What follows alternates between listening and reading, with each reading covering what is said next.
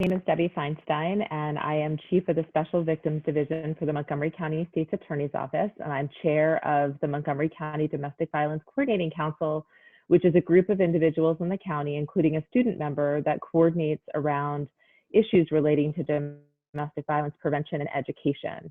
One of our initiatives is something called Choose Respect Montgomery, and we host a series of events during the course of the year, as well as programs in schools and for different groups, to learn about what healthy relationships look like, to learn about consent and sexual assault prevention. We're so glad that y'all took time tonight to join this webinar. I know that school hasn't started that yet, so hopefully your Zoom time of during the day is not insane at this point, but I'm sure it's still definitely in use and will be much more so in another couple of weeks. So again, we really appreciate you taking your time on this really nice summer night to join us to learn about sexual assault prevention and consent.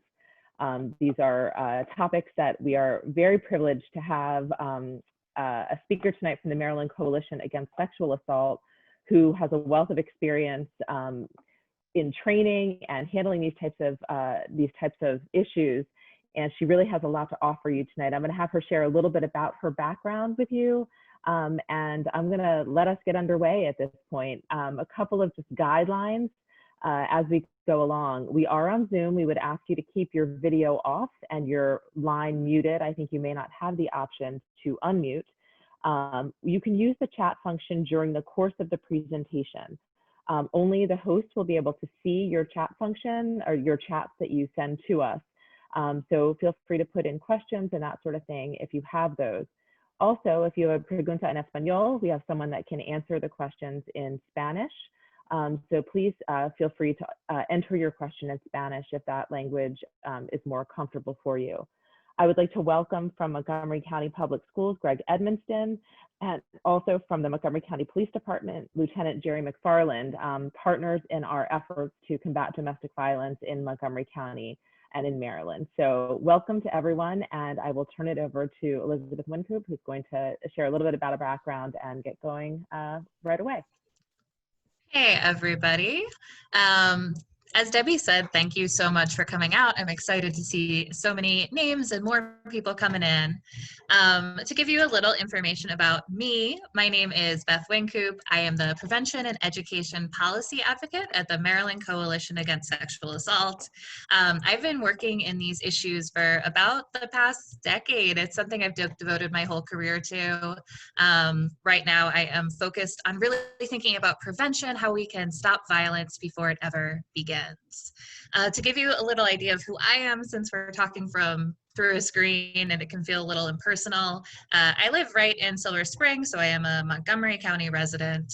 I am a serious lover of animals. I put a photo of my dog Kelpie up there because there is a chance that she will be a surprise co-host today if she decides to start barking at me when I'm talking.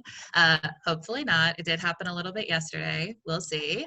I'm also a big music lover. I sing. I play instruments not super well. And I'm also a big reader. That's how I spend a lot of my free time. I've been working in prevention for some years here. Before this, I worked with the Green Dot program, so I got the opportunity to do prevention trainings in a lot of different settings across the country, including campuses, with different government agencies, with workplaces, with whole communities, with the Department of Defense. So I got to work in a lot of settings. I really care about prevention because I believe that change is possible, but it needs a community of motivated people who are willing to step in and do their part. So that's why it's always exciting when we see folks coming out to events like this. So I am from the Maryland Coalition Against Sexual Assault. I'll give you the mission statements here, and I will give you at the end of this session some contact information for MCASA, as well as some local resources that you can access or save if you ever need them for support a friend or help somebody close to you. So the Maryland Coalition Against Sexual Assault works to help prevent sexual assault and advocates for accessible, compassionate care for survivors of sexual violence. As part of MCASA, we have SALLY. And SALLY is the Sexual Assault Legal Institute, which provides comprehensive legal services to survivors of sexual violence statewide, as well as training and technical assistance for professionals working with survivors. So SALLY is a really great resource. I'm also going to be sharing contact information for that as we go along.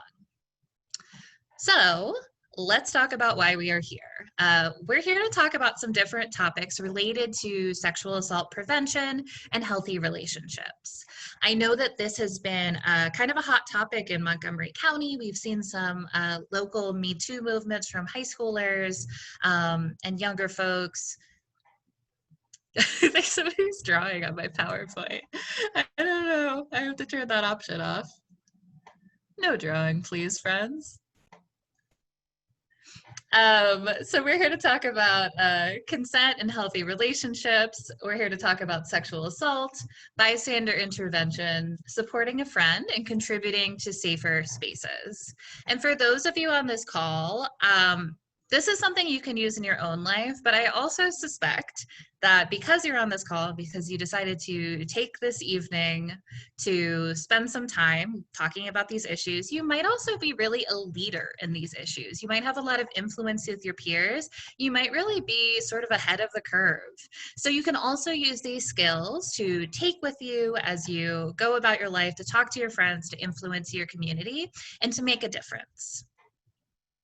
One thing I'll say is we are going to be talking about issues that can be heavy, that could be potentially upsetting or triggering, specifically about consent and sexual violence. It's always important to take care of yourself. Please do whatever you need to care for yourself as you go through this session, whether that's taking a quick break, you know, looking at your phone while you listen to my voice, whatever you need to do to take care of yourself, do so. I popped the number there for VASAP, which is Montgomery County's Rape Crisis and Recovery Center, and they are there for you if you do end up feeling like you need assistance in any way during or after this presentation. So let us jump in with talking about consent, which is a really fundamental skill to building healthy relationships. And we're gonna do a little poll just so I can get a feel for the room. And let me launch this first poll. So the question here is, how well do you understand the concept of consent? And your choices are, I think I understand consent very well. I get the basic concept, but there are some things that confuse me. And the third option is, I'm very confused or uncertain about what consent is.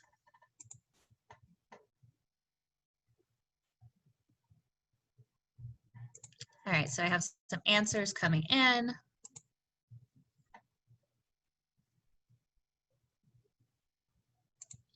All right, so we have kind of a mix. I'm gonna go ahead, actually, I have a couple more answers, so I'll give just a couple seconds. All right, so we have a bit of a range. We have some folks on the call who feel like they understand consent very well, which is awesome. I think you are all potentially the folks who are a little ahead of the curve, who can use this information to really share these norms, share these values with your friends, with the people around you. Some folks are sort of comfortable. There are some elements which are confusing, which is fair. And some folks are feeling very confused about it. And thank you for being here. We're going to talk about it. This is a great place for you to be. All right, so let us jump right into it. Consent, the very basic idea of consent it just means that you're actively agreeing something. You want to do something, you agree to do it, you say, yep, I'm cool with that. People consent to things based on their boundaries. Everybody has personal boundaries, which just means the things that you feel comfortable and safe doing. Your boundaries might shift and change over time. They might reverse, they might become different, but it's 100% within your power to set your own boundaries. Those boundaries that determine whether you'll consent to something or whether you'll choose not to consent to something. So when I talk about consent, it's an important part of socializing in general. and any sort of relationship you have in your life, right? Like you can consent to go see a movie. You can consent to what pizza toppings you want. There's my co-host, the dog. She's barking. Sorry if you hear that. You can consent to go on a date. You can consent to hold hands, right? You can consent to anything in your life that involves an interaction with another person. Because of that, this is an important skill to learn early. There might be some folks who know about this already. There are some folks who might be learning for the first time. Whatever it is, this is a good time to learn. Obviously, one of the major ways we talk about consent is in terms of sexual activity. And when we talk about consent for sexual activity, we talk a lot about affirmative consent. What that means is just that somebody actively agrees to do something instead of having to say no, right? It's not a lack of no that equals consent. It's that somebody actively said yes. So if you've heard terms before like replacing no means no with yes means yes, that's all affirmative consent means. It means the way to know if somebody consents to something is that they affirmatively agreed to do it. So what does that active agreement look like? So there is this image, this comes from Planned Parenthood, but it says, I love fries. Consent is fries. And this is just a simple framework for really thinking about what,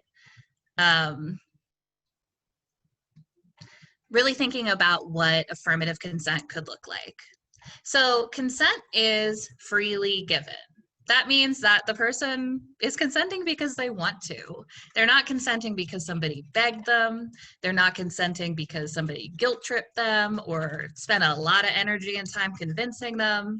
They didn't threaten them, and they didn't coerce them into doing anything.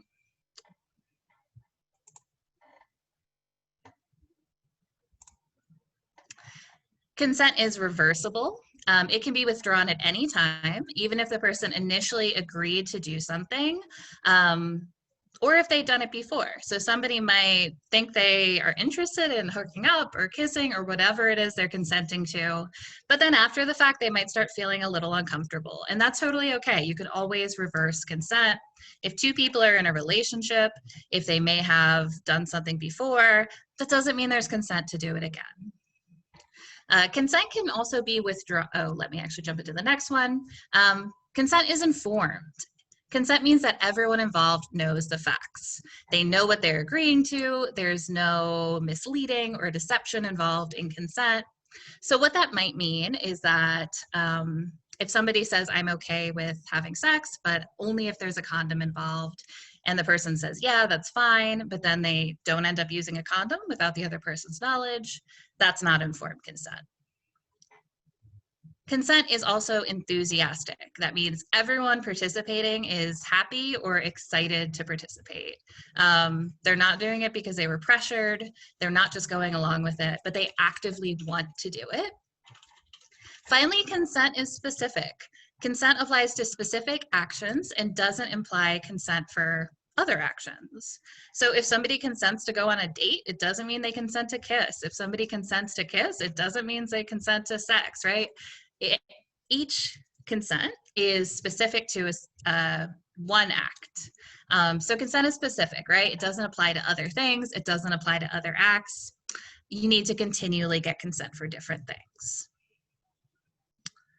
One other thing I'll say is fries is important to think about what active agreement looks like, but the other thing we have to think about is whether people actually have the capacity to consent. I took this quote also from Planned Parenthood because I think it explains it well, but there are laws about who's able to consent. And if the person you're with is drunk or high, if they're asleep or passed out, if they're below the legal age of consent or much younger than you, or disabled in a way that affects their ability to understand you, then they can't consent, and it's not okay for you to do anything sexual with them. So we have to keep in mind fries. We have to keep in mind that that person is actively agreeing, but also their capacity to consent. So That's a lot of information. To add it up simply, consent in action means that it's an ongoing process. It's something that both people involved are regularly checking in with each other to make sure that there's consent. It's looking for cues of their agreement and interest using that Fry's framework, that it's freely given, it's reversible, it's informed, it's enthusiastic, and it's specific. And you have to remember whether that person has capacity to consent, right? Like if somebody's really intoxicated, even if they're agreeing to have sex, if they're intoxicated, they don't have that capacity. So keep in mind both those things.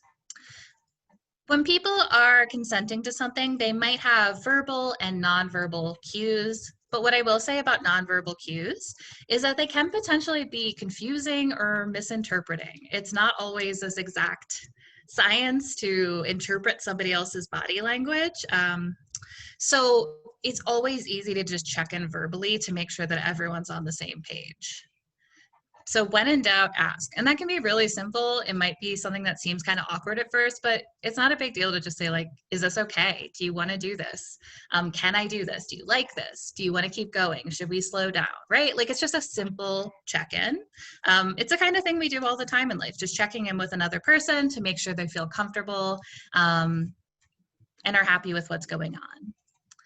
If you do all these steps, if you check for Fry's, if you're asking them questions and you're still feeling unsure, then that means that you don't have affirmative consent, right? If you're confused, err on the side of caution, you don't have consent in that situation. Consent should be pretty clear. So we're going to do a knowledge check. So I'm going to pull up another poll, but let me first read out these scenarios. I'm going to give you 3 different scenarios on the screen. When you look at these, I want you to think about whether there's consent in this situation or there's some elements that show that maybe this isn't a consensual situation. I'm going to put up a poll at the end, so keep this in your mind, and we're going to think a little bit about this through the poll. So your first scenario here is Maya wants to have sex with her partner, Taylor, but Taylor is initially not interested. Maya gets frustrated and, after asking multiple times, eventually tells Taylor that if they don't have sex soon, she'll break up with them. Taylor is scared of losing her and finally agrees. All right, let's look at scenario number 2. Keith and Aaliyah meet at a party and hit it off. They start kissing and he asks her to go somewhere more private and she agrees. However, when they're alone, she begins to feel nervous and asks him to slow down. Keith pauses and asks her if she's okay and if she wants to go back to the party. The last scenario here, Kristen and Jake meet on Tinder and agree to hang out. Kristen is nervous and drinks several beers. She starts slurring her words and feeling fuzzy. When Jake starts kissing her, she goes along with it. All right, so let me put up this poll. I'll keep those scenarios on the screen. Actually, I already looked at that one. Let's look at the correct poll.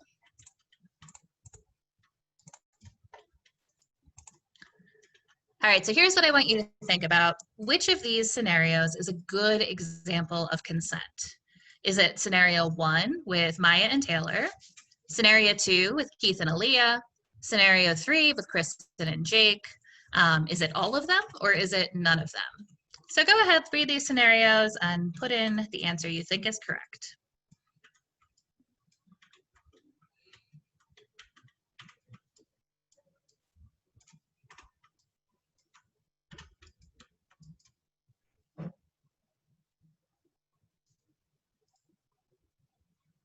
I'll give just another couple seconds. It looks like we've had a lot of answers come in already.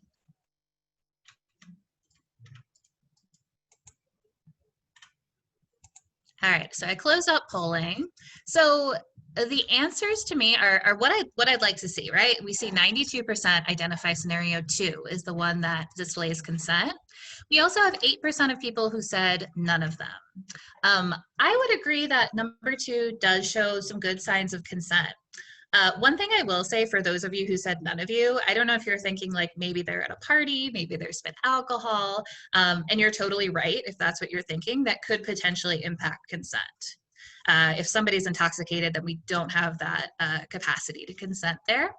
But assuming that these 2 people are sober, they're just at a party, they meet, they start talking, we do see some good consent there because Aaliyah initially consents to go off alone together, but when she starts feeling uncomfortable, she asks him to slow down. And Keith kind of, instead of just slowing down, he actively checks in with her and says, "Are you okay? Do you want to go back to the party?"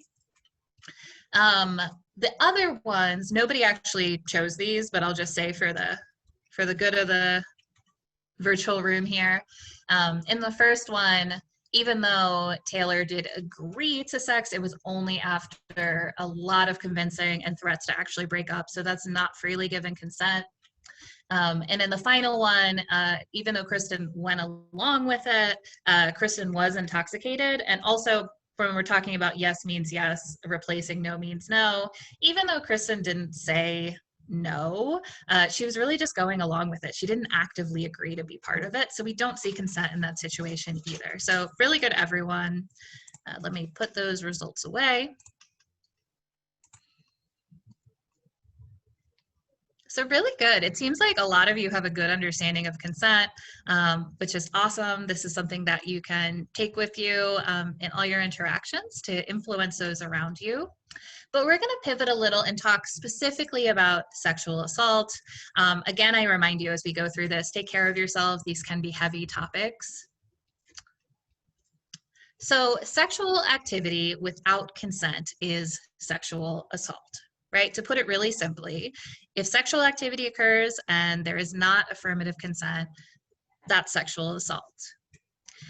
Anyone can potentially experience an assault, right? Regardless of age, regardless of gender, regardless of race, gender identity, sexual orientation. This is something that might impact somebody. And it's important to remember that it's never the fault of the survivor or the victim, right? I'll say that right up front as we start talking about this. We do know from statistics, from reports, from stories, that far too many younger folks, teens, young adults, are impacted by sexual assault. I'm not going to share a lot of statistics. There's a lot of statistics out there. It might look like 1 in 5 people, 1 in 8 people are affected. But in all these different numbers I've seen, I've never seen one that's just like, that's an okay number, right? Like every number I've ever seen is far too many. And we know that even one sexual assault is too many. One thing I want to say is we started off this session by talking about consent. And we talk a lot about consent when we talk about sexual assault prevention. That makes sense because consent is kind of how we determine when an assault occurred. And it's just an important skill for healthy relationships and healthy sexuality. But I do want to say that misunderstandings around consent are not the root cause of sexual violence. Assaults do not occur in most cases just because people didn't understand consent or they misread their partner's consent. Not saying it never happens or that consent can't be confusing, but what we do know about sexual assault is that it is an act of power and control. It's somebody's intentional choice to harm another person. So we should keep this in mind when we think about the idea of consent. With that said, what we're really gonna focus on today. I got a question in here about victim blaming. How come victim blaming is so common? And that's a good question. And it's a complicated question and a nuanced question that I'll try to address briefly, and we can maybe talk a little bit about the end. Victim blaming is very common. I think there's a lot of victim blaming attitudes in our society. A lot of people were raised hearing victim blaming attitudes. People like to think that if something bad happens, somebody may have done something to deserve it, but that's not the case. And it's definitely not the case with sexual assault. And that's why it is important for me to emphasize that when somebody is assaulted, it's not their fault. Sexual assault is an intentional act. And we can talk about that. I'll try to loop it in as we go through the rest of it because it's a big question and I don't want to go totally offhand. But absolutely, we hear victim blaming attitudes about people who are impacted in our society, but they're based in a lot of beliefs that are unfair and hurtful to survivors. So we are going to focus on sexual assault prevention today. We want to really think about how we can interrupt an act of sexual assault, or stop it before it starts, right? Create these environments where sexual assault is never going to happen. And your small actions can actually play a really big role in keeping your friends and your communities safe. You can do this in two ways. You can take action when you see concerning situations using bystander intervention. And you can contribute to safer spaces in your small actions every day. And that might be where some of that victim blaming comes into, communicating your values that you don't think that's okay. So we'll pivot back to that a little bit later in this presentation. So we're going to start by talking about the idea of bystander intervention. You may have heard of this before, but it's a really important skill. Bystander intervention is a relatively easy way that anyone can contribute to preventing assaults. It's something that we know from research, from stories, that can actually really reduce the rates of people who are being hurt. So it's good to have those skills, to practice them, so you're more able to do them if you ever do see a situation that needs intervention. A bystander is just someone who observes a situation where something harmful might be happening, right? A bystander is someone who sees some warning signs, and they can maybe choose to do something, or they can choose to not do something. And that's often common, right? Bystanders don't always act, even when they see something concerning. So because it can be a difficult process, I want to go through some steps of how we can be active bystanders. The first step is learning to recognize warning signs, and I'm going to break these all down in just a moment. The second sign is considering our barriers, and our third is taking action using a toolkit called the 3Ds. So let's start out by thinking about warning signs. And a warning sign is just something that a bystander might hear, see, observe, notice, that would give them that kind of gut feeling that something was wrong, right? Like a lot of you have probably had that moment where you've maybe been at a party or with friends, or you're just walking down the street and you see something and you're like, oh, that doesn't look right. Like that doesn't feel right. I feel worried for the people in that situation. There are specific warning signs. I have a partial list here, but I will say that everyone has different lives. They interact with different people. You see different things.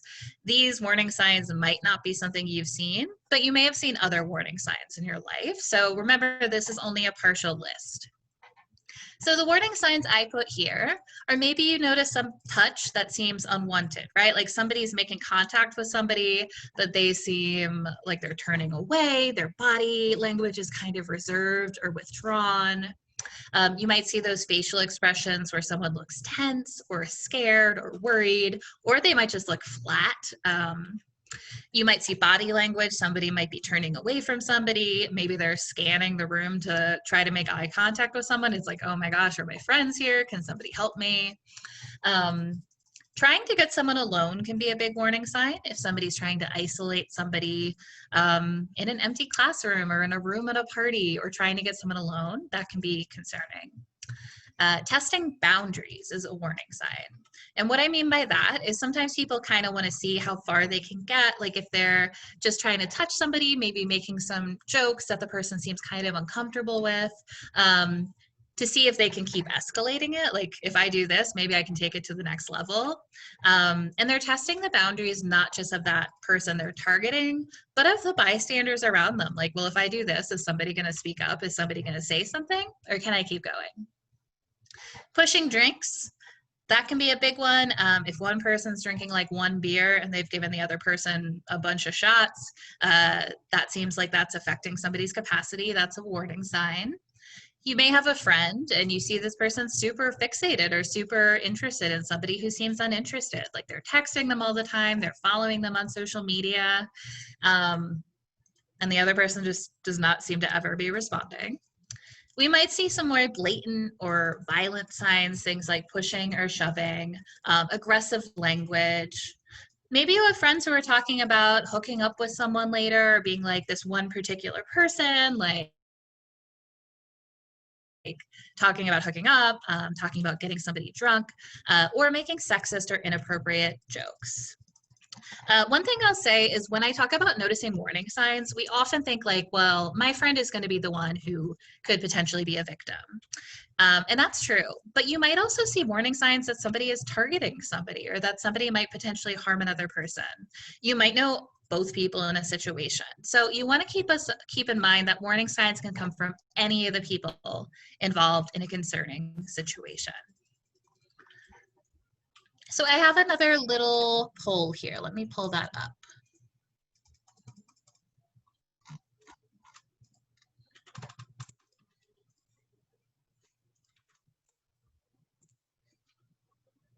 So the question here is, have you ever noticed any of these warning signs? All those warning signs that I put on the previous page. The first answer is yes. The second answer is no. The third answer is I'm not sure. And the fourth answer is no, but I've noticed other things that made me concerned.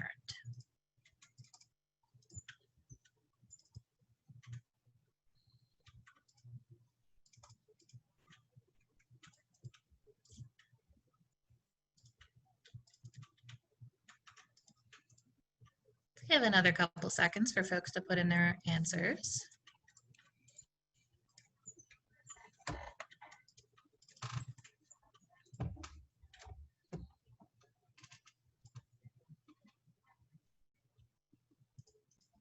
All right, I'm going to go ahead and close this out and share the results. So we have a mix. We have 25% of people saying yes, 29% of people saying no, 38% of people are saying I'm not sure, maybe you've seen this but you're not quite sure, and 8% of people are saying no, but I've noticed other things that made me concerned. What I'll say about recognizing warning signs is it is a skill. It can be really helpful to think about things that you've seen in your life that you've like gotten that sort of feeling that something was wrong, so you get better at recognizing it in the future. Because depending on how like you're raised and the values that you have, you might have always been told like mind your own business, like what's happening with them has nothing to do with me. So you might not be in the habit of kind of keeping an eye out. So think about like, what are some things I might see that would make me concerned that something was happening? Because then you're going to be better able to recognize it in the future, which means that we'll be better able to actually intervene and do something to help. So let me put these away. All right, so this is a question that I won't ask as a poll or anything like that. But one thing I want to ask, especially for the folks who've seen something before, like you've seen those warning signs before, or maybe you're not quite sure, like you might have seen those warning signs before, is to think about like, okay, if you saw those warning signs, what did you do? How were you feeling when you saw those signs? Did you intervene? Did you not? And I ask that with no judgment whatsoever, because the truth is, I think most people, no matter their age, no matter their personalities, have seen something that concerned them, that gave them that kind of feeling that something was wrong, but they didn't end up intervening. And I include myself in that. I've seen warning signs a lot of different times, and sometimes I've acted, but that's not always the case. The truth is that having barriers, things that make it hard for you to step in when you see those concerning situations, is completely normal. It is just part of being human. Intervening is genuinely hard, which I think is sometimes missing when we talk about things like bystander intervention. It can be legitimately hard to step in these situations. Some barriers that are commonly experienced are things like being shy or introverted. That makes it hard to step in and talk to people, especially if you don't know them. Maybe worry that you'll get teased or you'll be embarrassed if you step forward. Again, feeling like it's none of your business. Not wanting to be a snitch or a tattletale. Maybe you don't want to make things worse or escalate the situation.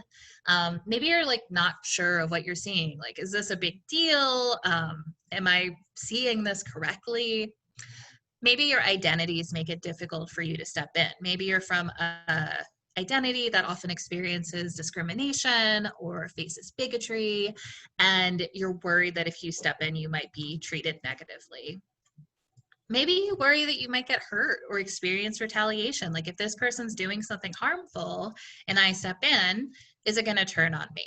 Right? All these barriers are 100% valid. And what I'll say about these barriers is it's important to recognize them, but that doesn't mean they're magically going to go away, right? I'm not going to say overcome your barriers, forget those barriers, because they're part of your personality, they're part of who you are. What I will say is what we want to do to be active bystanders is to think, all right, I notice these things that seem kind of off. I have these barriers that make it hard for me to intervene, but there are still things I can do. And that's why we talk about the 3Ds. This is just a toolkit of ways that we can intervene in a situation so that we always have an option, even if we're experiencing a barrier. I'll go over these. The first is direct, which is just directly intervening with the person doing the harm or the person being targeted. So that can be something really simple. It can be like, hey, knock it off. That's not funny. Like, you need to stop. You're being kind of creepy right now. It could be checking in with a person like, hey, I saw what happened. Are you cool? Do you want me to stay with you? Do you want me to get somebody to help you? Do you need me to call somebody? And I'll say right now, like, you're probably not in situations where you're seeing people quite as often. You might be spending more time at home, but you can do these interventions over the phone, over social media, on a Zoom call. So there are still ways you can do this, even if you're not sharing spaces with people as often. The second option here is delegate, which is bringing in another person or multiple people to check in or follow up. So maybe you have a friend who's just a little more outgoing than you. You can say like, hey, I saw this thing that felt kind of weird. Do you think you could say something? It can be calling a service provider for a friend who might need help. It can be talking to a friend of the person doing the behavior, like, hey, your buddy is being kind of weird. Do you think you can say something to them? It being getting a group of people, like maybe you're out in public, you're at a park and there's some people around. It's like, are you seeing this? Like, does this feel okay? Can somebody do something? The final one is distract, and distract is doing anything to disrupt or interrupt a situation to keep it from escalating. This is just anything to kind of stop that concerning situation in its tracks. We can be starting a random conversation, asking somebody for directions, probably have directions to your phone, but it's still a distract. It can be spilling a drink and causing a distraction that way. It can be honking a car horn if you are of driving age. It can be making a loud noise that lets people know you're there and it's distracting. It can really be anything. These aren't the best examples I'm giving right now, but it's anything to stop the situation in its tracks. The cool thing about doing distracts is oftentimes we see situations where we're like, I don't know if what I'm seeing is a warning sign. Like, I don't know if anyone's being hurt here and I'm worried about saying something. When you do a distract, you don't even need to acknowledge that you're concerned, right? You're just doing something to stop that situation, to make sure it isn't turning into anything more harmful. So let me give you a couple examples. We'll do 2 more polls so you can think a little more about what the 3Ds might look like in action. So here is your first scenario. You are at a park with your sibling, with your brother or sister, and you see a young couple sitting together on a picnic blanket. You see him leaning close to her and putting his arm around her waist, but you see her looking away and her body language is very tense. What would you be most likely to do, right? So in that situation, you might notice some warning signs there, but you might also have some barriers. You might have things that would make it hard for you to step in and do something. So I gave you 4 options here. Would you be most likely to, 1, direct? And let me put up the poll too as I read these so folks can answer that. All right, would you be most likely to be direct? You could go up to the couple and ask her if she's okay, or you could tell him to back off. You could delegate. Maybe your sibling is a little more outgoing. So ask them if the situation seems weird and see if maybe they can speak up. You could distract by going and sitting on a nearby bench, just like add a little awkwardness to the situation and hopefully stop it from escalating if there's something going on. Or maybe you could distract by walking nearby and pretending you know her. Like, hey, weren't you in my chem class last year? So these are 4 options. And what I'll say is these are 4 options out of probably hundreds of options. There's a lot of things you can do in this situation, depending on who you are and what you feel comfortable with. So we had some answers coming in. Let me go ahead and end this and share the results. We got a pretty good mix. We had 14% of people saying that they would be direct, just go up and either tell him to back off or ask her if she's okay. Some people, 27%, said that they would delegate. Maybe they talk to their sibling, like get that second pair of eyes and say, hey, does this seem weird? Do they seem okay to you? And then maybe ask the sibling to say something. Most of the people, 41%, said they would distract by just go sitting at a nearby bench, right? You're not even addressing the situation directly, but you can tell if things are escalating, and maybe that person will back off when they see somebody's there. And 18% said they would distract by walking nearby and pretending you know her. So really good. What I'll say about these is this is not a right or wrong answer. The right answer is the choice that you would be most likely to do, right? An intervention that feels realistic is the one you're actually going to do. So let me close that one. And let's look at one more scenario. You are in a group text with a bunch of friends. You've noticed one girl you don't know super well only texts in response to one of the boys in the group. She's super flirtatious and her comments sometimes make you uncomfortable. What would you be most likely to do? And let me put the poll up as I'm saying this.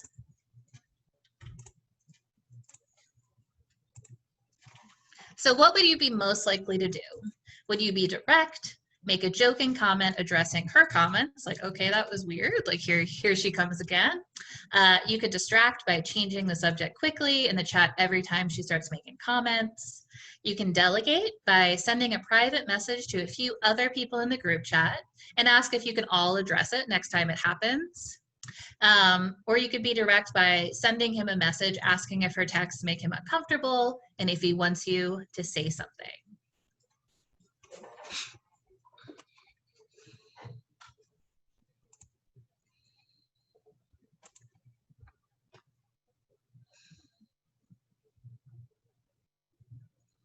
Give it another couple seconds here.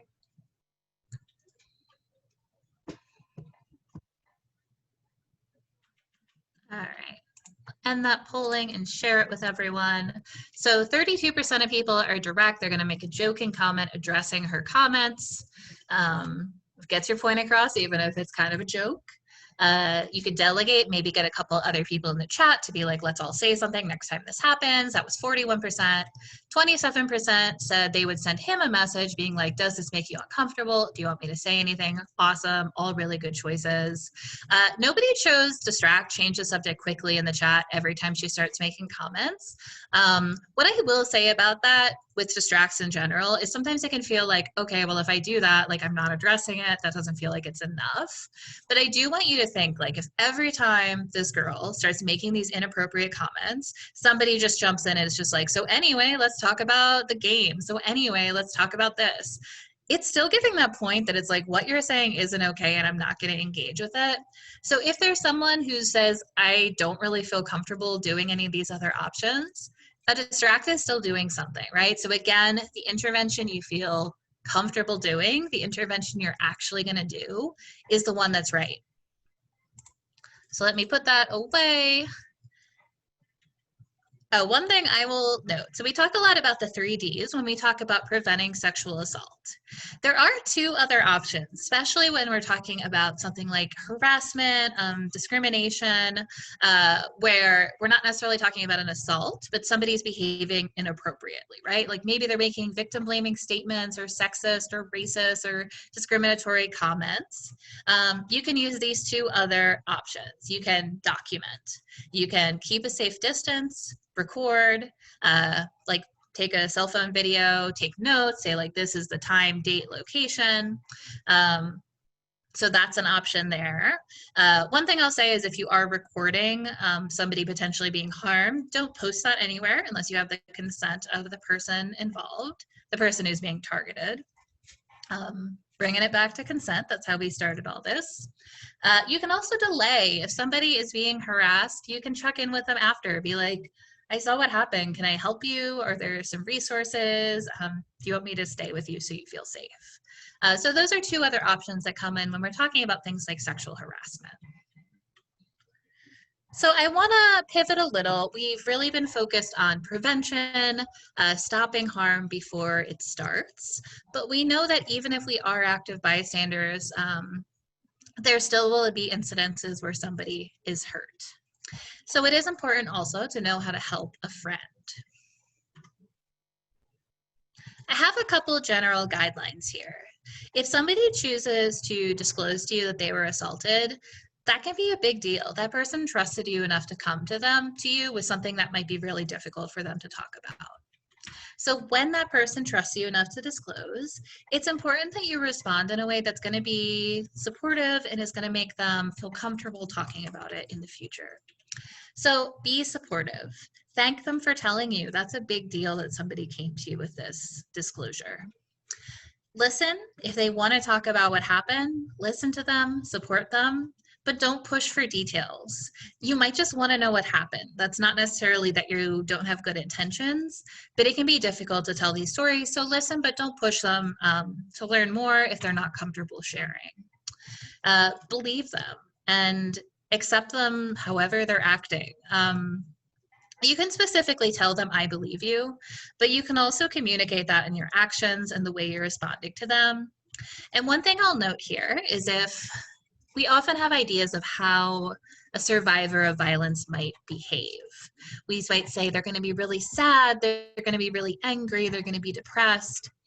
And that can be common, right? We might see survivors who act that way, but there's no one right way for a survivor to act. They might seem really unemotional.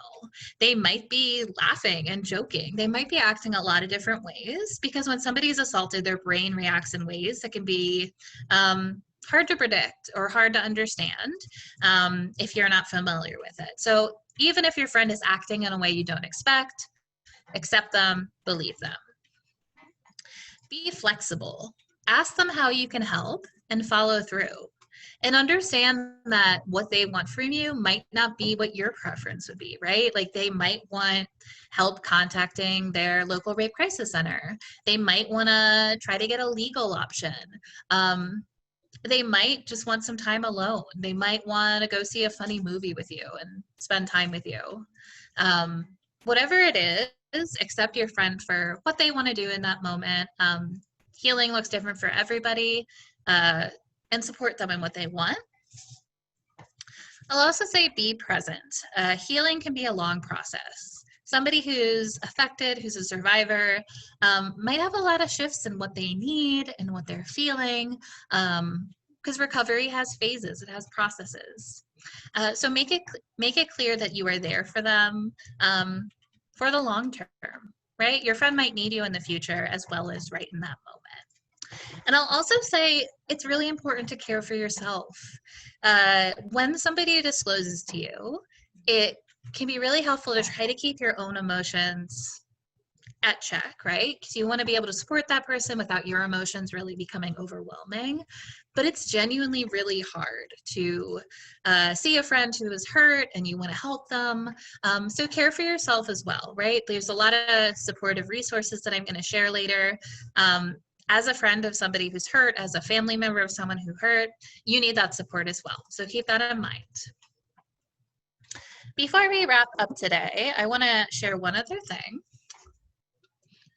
So we talked a lot about prevention in terms of sort of talking about consent. We talked about bystander intervention as a way of preventing harm.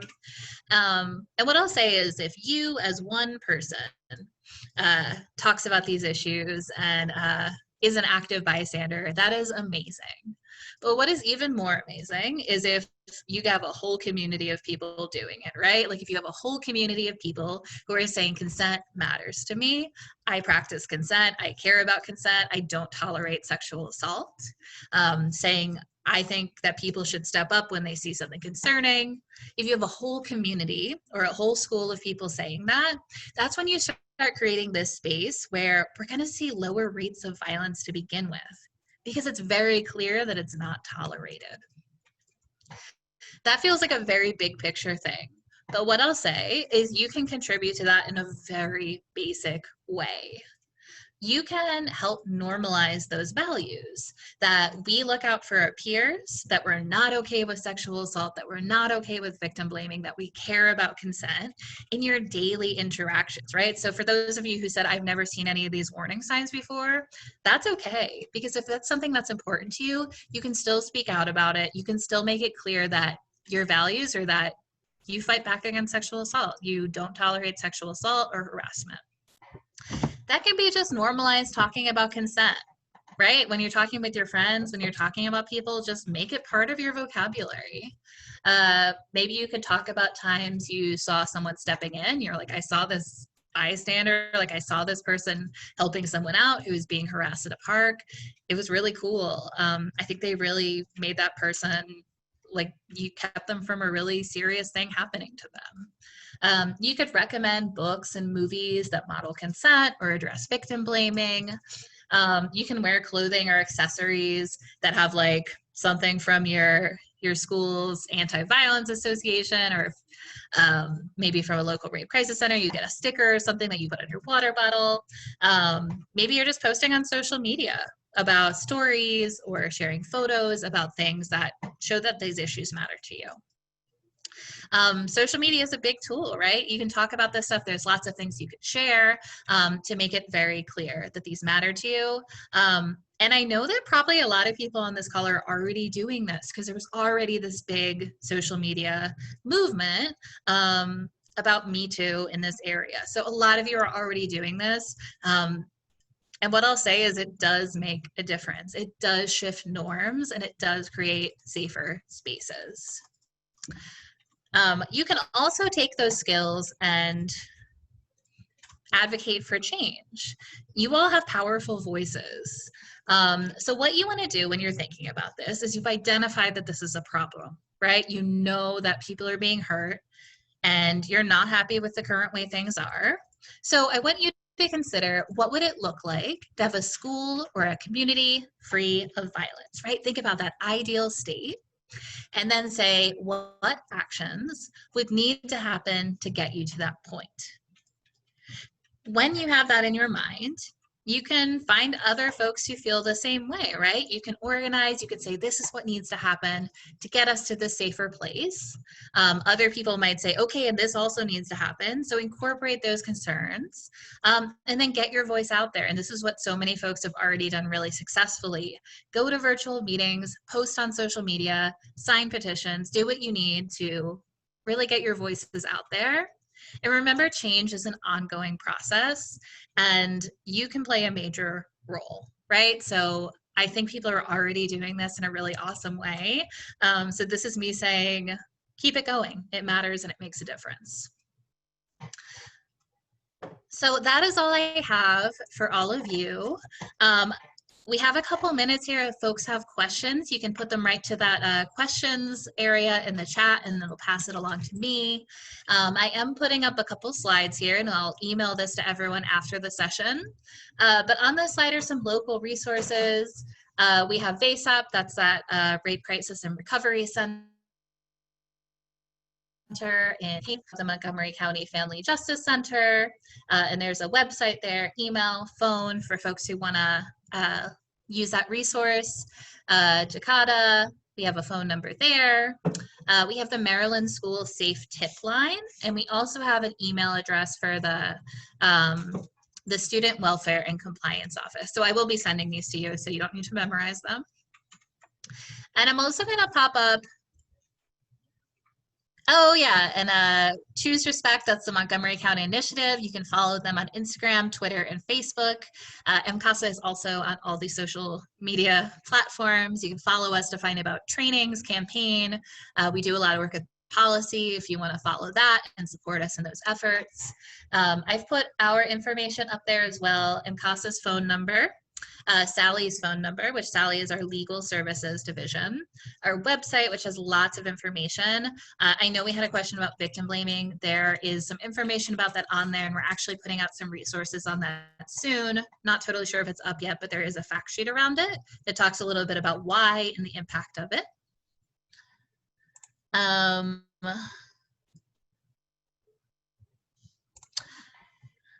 We have my information. If you have some questions, you can send it right to me. I also put, if you were interested in the bystander intervention content and you were thinking like, how do I apply this since we have social distancing, some of this doesn't feel like I can do this.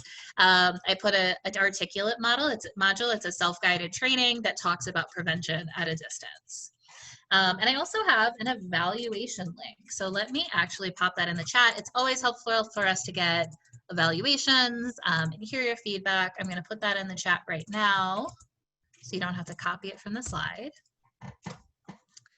But besides that, thank you all so much for joining us. I really appreciated you having me here. Debbie is putting some more content for Montgomery County options in the chat. If you want to do more, these are really great opportunities for you. I'll hang out for a couple minutes here if anyone has any questions, but if not, enjoy the rest of your night. Enjoy the new school year. And thanks for being here. So, hi, this is Debbie Feinstein again. I just wanted to say a huge thank you to Beth for participating, for leading this fantastic program tonight. And thanks to all of you for spending some of your time with us this evening. As I just popped into the chat, we do have a student advisory committee for the Choose Respect initiative. I would encourage you to go to our website. We have different contests. We have all sorts of events. We have some great stuff on social media planned. And we'd love your input. If these are issues that are interesting to you and that you care about and that you want to get out in front of and take even more of a leadership role than you already are and what you've demonstrated by being here tonight, please reach out and let us know. We'd love to get you engaged in the process. So thanks so much. And thanks again to Beth for a fantastic presentation. Have a good night, everybody.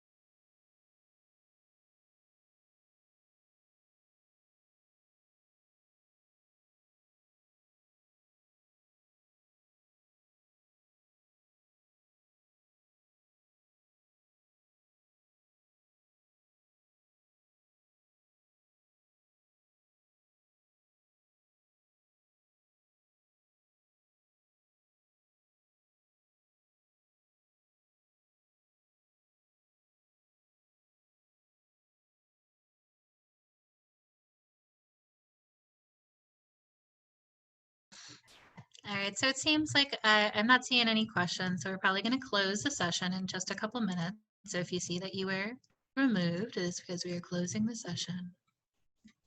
Thanks again to everyone for coming.